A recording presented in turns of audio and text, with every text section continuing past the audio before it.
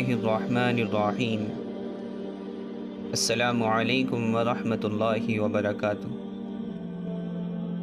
دوستو، جب آپ صلی اللہ علیہ وسلم نے اپنی نبوت کا اظہار کیا اور اللہ تعالیٰ کا پیغام سنانا شروع کیا تو لوگ دو جماعتوں میں بٹ گئے۔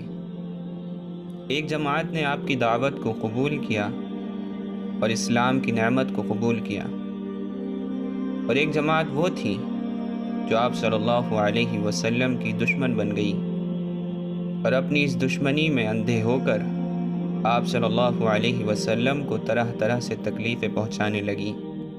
لیکن دوستو، انہی جماعتوں میں ایک جماعت اور وجود میں آئی جنہوں نے آپ صلی اللہ علیہ وسلم کی دعوت تو قبول نہیں کی، لیکن آپ صلی اللہ علیہ وسلم سے اپنے دل میں ہمدردی رکھتے تھے۔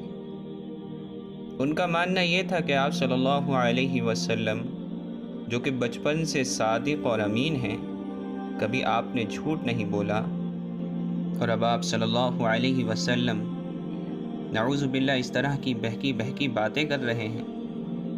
یقیناً یا تو کسی نے آپ صلی اللہ علیہ وسلم پر جادو کر دیا ہے یا آپ پر کوئی جن مسلط ہو گیا ہے، تبھی آپ اس طرح بدل گئے ہیں۔ اور وہ لوگ اس ہمدردی کے چلتے آپ صلی اللہ علیہ وسلم کے علاج کے لیے فکر مند رہتے تھے۔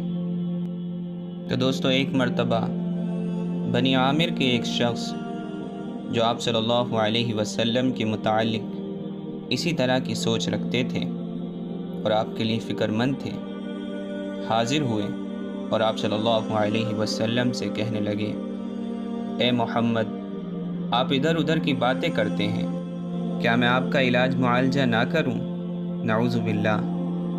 رسول اللہ صلی اللہ علیہ وسلم نے اسے اللہ تعالیٰ کی طرف راغب ہونے کی دعوت دی اور فرمایا، کیا میں تمہیں کوئی نشانی نہ دکھا دوں؟ وہاں کھجور کے اور کچھ دیگر درخت تھے۔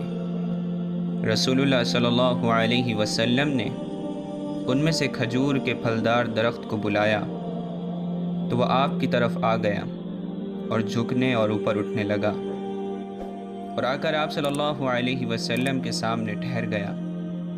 پھر آپ صلی اللہ علیہ وسلم نے فرمایا، اپنی جگہ چلا جا، تو اپنی جگہ چلا گیا۔